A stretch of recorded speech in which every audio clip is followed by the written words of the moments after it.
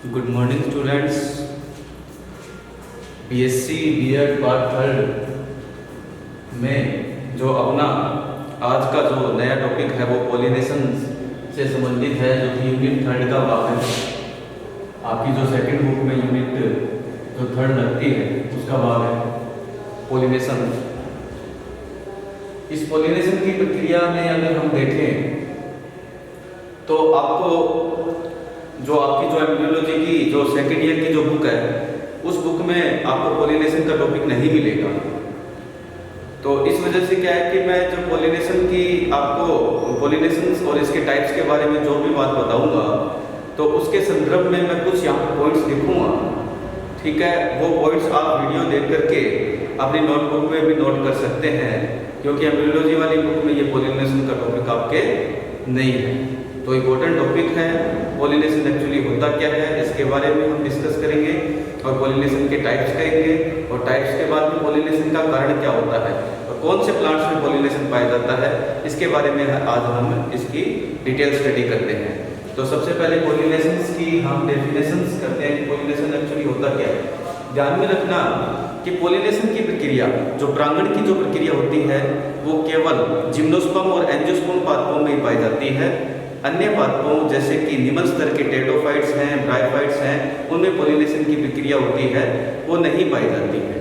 उनमें पॉलिनेशन की जगह क्या होता है कि उनमें जो फर्टिलाइजेशन के लिए गैमेट्स में फ्लैजिला पाए जाते हैं और वो फ्लैजिला जल के द्वारा मूवमेंट्स करके मादा जनांग पर पहुंचते हैं, ठीक है।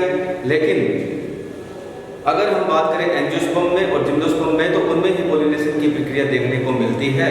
तो देखिए पॉलिनेशन होता क्या है आपको पता ही होगा, ठीक है। पॉलिनेशन का मतलब ये है कि जो नर और मादा युग्मक होते हैं, जिसमें आवृतबीजीय पादपों में जो नर युग्मक हैं वो एंड्रोसियम की बात करते हैं। एंड्रोसियम मतलब उमंग, ठीक है। उमंग के अंदर जो लघु बीजाणु होते हैं या परागकण होते हैं वो उमंग में या लघु बीजाणु धनी में उपस्थित जो परागकण होते हैं वो क्या करते हैं, वो एक ही पुष्प में या एक ही पादप के दो पुष्पों में या दो अलग अलग एक ही जाति के दो अलग अलग पादपों के पुष्पों में वो परागकण है वो मादा जनांग के जायांग पर ऊपर उपस्थित वर्तिकाग्र या स्टिग्मा पर पहुंचते हैं। इस प्रक्रिया को हम क्या कहते हैं, पॉलिनेशन कहते हैं।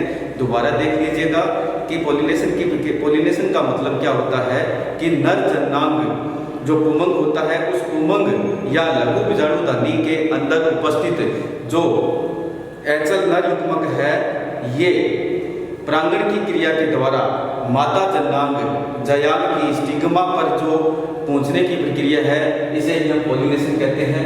तो देखिए सबसे पहले आपको ये पॉइंट्स ध्यान में रखने हैं कि पॉलिनेशन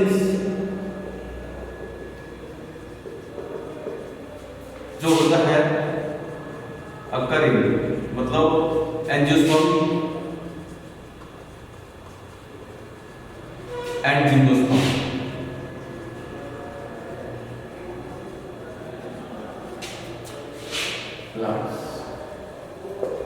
इनमें क्यों होता है, इनका कारण क्या है, क्योंकि इनमें जो गैमेट्स होते हैं वो नॉन मोटाइल होते हैं,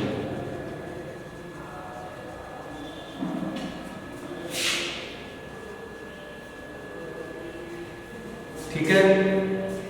अच्छा, पॉलिनेशन के लिए रिस्पॉन्सिबल जो प्रक्रिया होती है नर युग्मक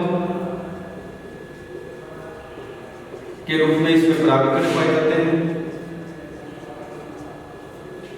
इन परागकणों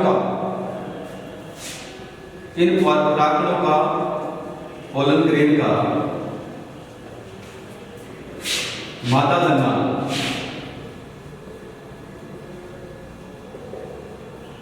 की जो स्टिग्मा है, मादा जनांग की जो स्टिग्मा है वहां पर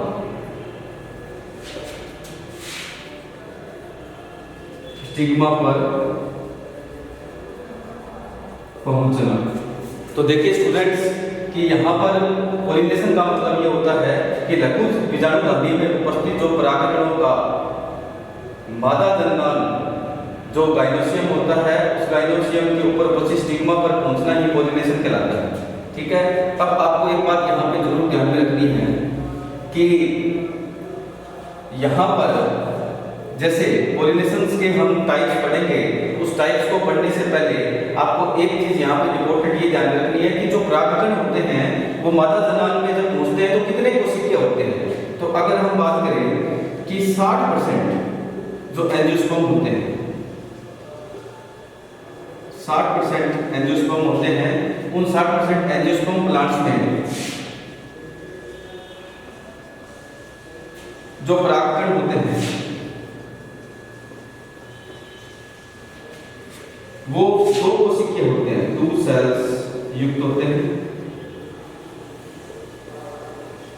इसका मतलब ये होता है कि जो परागकण होता है वो परागकण की जो कोशिका प्रथम विभाजन करके 2 कोशिका बनाती है। एक तो बड़ी इकाई कोशिका कहते हैं और छोटी होती है वो जननिक या वेजिटेटिव सेल्स कहते हैं। तो ये 2 कोशिकाओं युक्त संरचना मादा जननांग के स्टिग्मा पे पहुंचेगी। ये कितने परसेंट? 60% एंजियोस्पर्म पादपों में पाया जाता है, जबकि 40% जो एंजियोस्पर्म प्लांट्स होते हैं उनमें जो परागकण होते हैं वो 3 सेल्स अवस्था में होते हैं।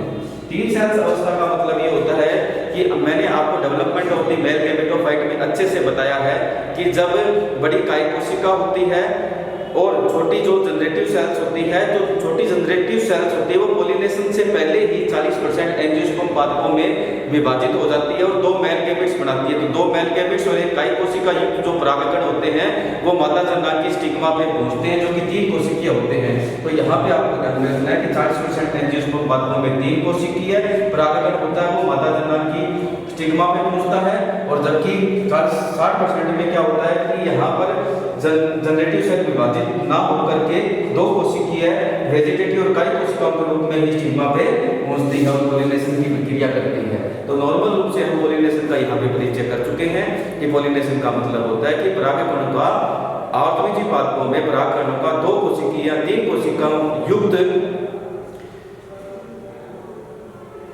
परागकणों का मादा जननांग के वर्तिकाग्र पर पहुंचना ही पॉलिनेशन कहलाता है। अब पॉलिनेशन की हम बात करते हैं कि देखिए कि जैसे ये एक प्लांट्स है, एक प्लांट्स के अंदर ये एक फ्लावर है, ठीक है। ये बाइसेक्सुअल फ्लावर है। बाइसेक्सुअल फ्लावर का मतलब इसमें ही क्या है कि परागकण है, इसमें ही परागकण है और इसमें ही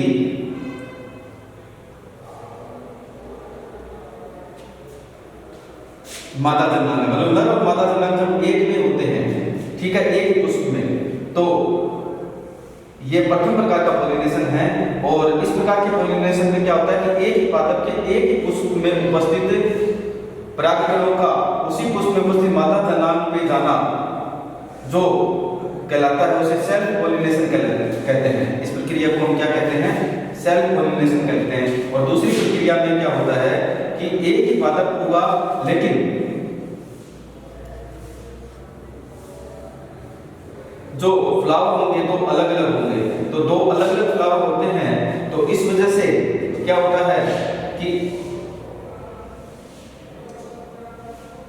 हो सकते हैं दोनों बाइसेक्सुअल हो, लेकिन क्या होता है कि यहाँ पे परागकण पहले मैच्योर हो जाते हैं, तो इसकी वर्तिकाग्र जो कि पहले मैच्योर नहीं होती है, तो अपने ही पुष्प के मादा जननांग में जाने के बजाय इसके परागकण उसी अपने ही पौधे के दूसरे पुष्प पर चले जाते हैं, अपने ही पौधे के दूसरे पुष्प पर चले जाते हैं और पॉलिनेशन की प्रक्रिया को करते हैं। और तीसरे प्रकार में क्या होता है, ये कंडीशन कब देखने को मिलती है? दोनों सेल्फ पॉलिनेशन का टाइप होते हैं, क्योंकि एक ही प्लांट्स की स्पीशीज का यहाँ पे उपयोग किया जाता है। लेकिन अंतर यहाँ पे क्या होता है कि यहाँ पे एक ही प्लांट्स का एक ही फ्लावर जो है वो काम में आ रहा है। दोनों के जो नर और मादा जननांग होते हैं वो सेम समय में परिपक्व होते हैं और उसके परागकण उसी पुष्प के मादा जननांग पर यहाँ पर पहुंच जाएंगे। लेकिन इसमें क्या होता है कि एक ही पादप के 2 अलग अलग पुष्प काम में लिए जाएंगे, अलग अलग पुष्प इसमें काम में लिए जाते हैं। तो इस प्रक्रिया के दौरान क्या होता है कि इस फ्लोर में जो हो सकता है कि मादा जननांग परिपक्व नहीं हो रही हो, लेकिन परागकण लघुपतनोदानी परिपक्व हो गई है। और जब लघुपतनोदानी का संकुटन होता है तो परागकण जो होते हैं वो उसी पुष्प में पॉलिनेशन नहीं कर सकते क्योंकि मादा जनन यहाँ पे मैच्योर नहीं है। तो इसको परागण की प्रक्रिया करने के लिए उसी पादप के दूसरे पुष्प के मादा जन्मांग में जाना होगा। तो ये प्रक्रिया जो होती है इसका साइंटिफिक नेम भी है, ठीक है। इसका साइंटिफिक नेम क्या है मैं अगले टॉपिक में डिस्कस करूंगा। ये सेल्फ पॉलिनेशन के प्रकार हैं, ठीक है। तो नेक्स्ट जो है आपको ध्यान में रखना है कि दो एक जाति के स्पीशीज एक होनी चाहिए, ठीक है। स्पीशीज यहाँ पे एक होनी चाहिए, ठीक। और स्पीशीज जब एक होगी तो यहाँ पे एक फ्लावर का जो परागकण और दूसरे फ्लावर का मादा जनन एक ही जाति के दो अलग अलग पादपों में उपस्थित जो पुष्प हैं, तो एक पादप के जो पुष्प के परागकण दूसरे पादप के पुष्प के मादा जनन की वर्तिकाग्र पर पहुंचते हैं, तो इस प्रक्रिया को क्रॉस पॉलिनेशन कहा जाता है। ये चीज आपको अच्छे से ध्यान में रखनी है। तो मैं आपको थोड़ा सा पॉलिनेशन के बारे में दोबारा रिपीट कर देता हूँ, ठीक है, जिससे आपको समझने में और ज़्यादा आसानी हो जाए। तो इसमें देखो क्या होता है कि पॉलिनेशन की प्रक्रिया तब होती है जब प्लांट्स के अंदर, पॉलिनेशन की प्रक्रिया जब निर्धारित होती है जब प्लांट्स के अंदर जो पुष्प होते हैं वो क्या हो जाते हैं, मैच्योर हो जाते हैं। और पुष्प मैच्योर होने का मतलब यहाँ पे हम लगाते हैं जन्नांगों के नर और मादा जन्नांग क्या हो जाते हैं, परिपक्व हो जाते हैं। तो पॉलिनेशन दो प्रकार का होता है, सेल्फ पॉलिनेशन और क्रॉस पॉलिनेशन। सेल्फ पॉलिनेशन में क्या होता है कि एक ही पादप के एक ही पुष्प या दो अलग अलग पुष्पों के मध्य परागण की क्रिया होगी। एक ही पुष्प में दोनों जन्नांग जब साथ में परिवर्तित होते हैं तब परागण की क्रिया करते हैं, और जब एक ही पुष्प के जन्नांग साथ में परिपक्व नहीं होते हैं तो वो दूसरे पुष्प पर क्या करता है, पॉलिनेशन की प्रक्रिया करता है। यहाँ पे देखो एक चीज यहाँ पे आपको थोड़ा सा क्या है कि कंफ्यूजन पैदा करेगी कि कुछ बुक्स के अंदर ये दे रखा होता है कि दो अलग अलग पुष्पों के मध्य क्रॉस पॉलिनेशन होता है उस बुक्स में। लेकिन अगर हम बात करें फंक्शनली रूप से, अगर देखें क्रियात्मक रूप से देखें तो एक ही पादप यूज किया जा रहा है। तो फंक्शनली रूप से अगर देखें तो सेल्फ पॉलिनेशन है, लेकिन जेनेटिकली रूप से देखें तो उसमें वो क्रॉस पॉलिनेशन का भाग माना जाता है। तो इस चीज को ध्यान में रखना कि सेल्फ पॉलिनेशन में जब एक ही पादप के दो अलग अलग पुष्पों का उपयोग में लिया जाता है तो वो फंक्शनली रूप से तो सेल्फ पॉलिनेशन का भाग है, लेकिन जेनेटिकली रूप से उसको क्रॉस पॉलिनेशन में माना जाता है। जबकि यहाँ पर एक जाति के दो अलग अलग पादप है तो ये क्रॉस पॉलिनेशन ऑटोमेटिकली यहाँ पे हो जाता है, ठीक है। तो इस प्रक्रिया को आप भली बात समझ चुके होंगे। कुछ पॉइंट्स मैं यहाँ पे आपको बता रहा हूँ जो कि आप नोट कर सकते हो। तो देखिए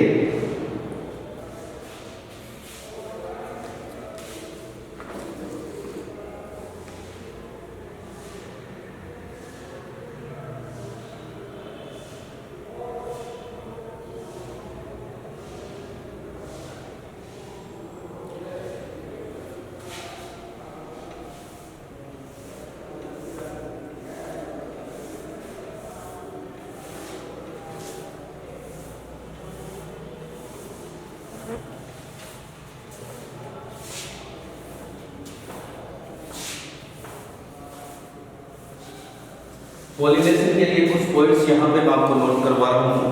तो इसमें देखिए परागण के स्रोत के आधार पर परागण की क्रिया 3 श्रेणियों में होती है।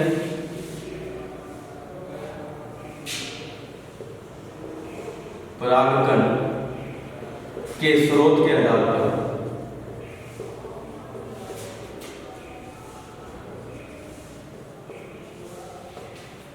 पॉलिनेशन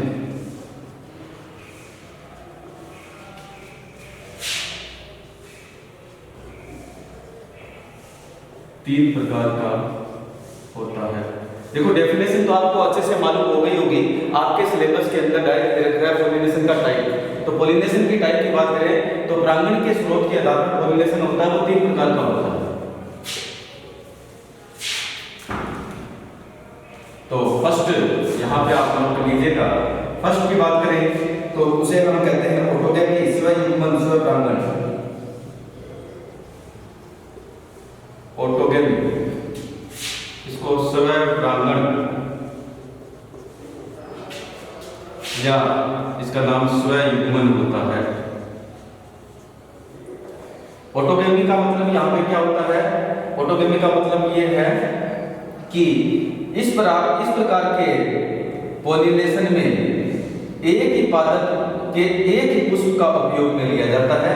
तो एक ही पुष्प में उपस्थित नर जन्नांग के रूप में परागकणों का उसी पुष्प के माता जन्नांग की वर्तिकाग्र पर या स्टिग्मा पर जो पहुंचने की जो प्रक्रिया है वो इसके अंतर्गत आएगी, जिसे ऑटोगैमी कहेंगे।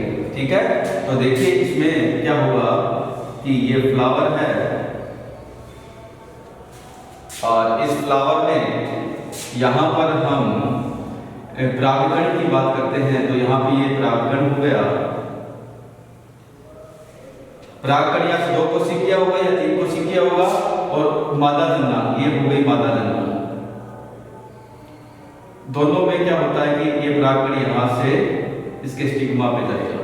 तो ये जो प्रक्रिया है इसे ऑटोगैमी कहेंगे।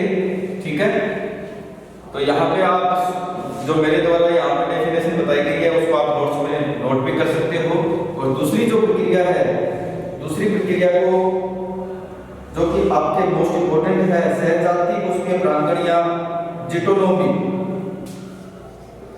सहजात पुष्पीय परागण,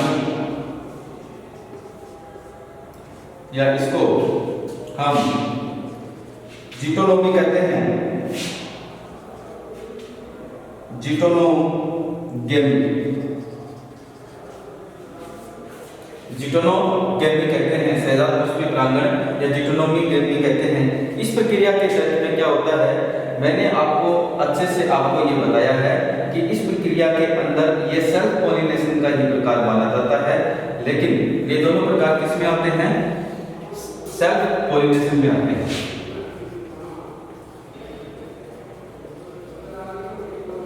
इसमें क्या होता है कि एक ही प्लांट यूज में होगा, लेकिन इस प्लांट्स के जो फ्लावर होंगे तो अलग अलग होंगे। इसके फ्लावर क्या होंगे? दोनों अलग अलग होंगे, जिसमें क्या होता है 2 अलग अलग होते हैं। लेकिन देखो ये दोनों बाइसेक्सुअल हो सकते हैं या यूनिसेक्सुअल होते हैं। अगर यूनिसेक्सुअल की प्रक्रिया है तो स्वाभाविक प्रक्रिया होती है कि यूनिसेक्सुअल होगा तो उसमें क्रॉस पॉलिनेशन ही होगा। ठीक है, क्योंकि यूनिसेक्सुअल है तो या तो नर जन्नांग है या मादा जन्नांग है, तो या तो परागकण निकल करके नर जन्नांग है तो निकल करके मादा जन्नांग है, दूसरे यूनिसेक्सुअल मादा जन्नांग पे जाएगा। ठीक है, तो ये तो 100% मतलब इसमें बात ये हो गई कि यूनिसेक्सुअल जो प्लांट होते हैं उसमें तो क्रॉस पॉलिनेशन ही होगा, लेकिन ये बाइसेक्सुअल होते हैं। लेकिन बाइसेक्सुअल होते हुए भी परागण की क्रिया एक पुष्प में ना होकर 2 अलग अलग पुष्पों में होती है। कारण क्या होता है? कारण ये होता है कि एक पुष्प के नर और मादा जन्नांग होते हैं वो अलग अलग समय में परिवर्तित होते हैं, तो इनका परिपक्वन जो काल होता है अलग अलग समय में होता है। तो अलग अलग समय में होने के कारण ये जो प्रक्रिया हमें यहाँ पे